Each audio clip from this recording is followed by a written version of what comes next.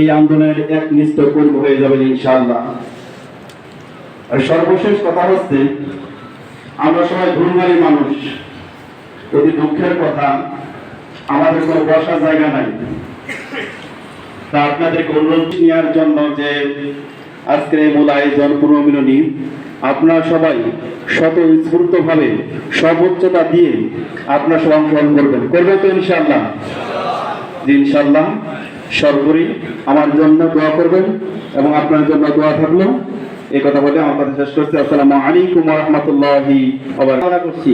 এ পর্যায়ে বিশেষ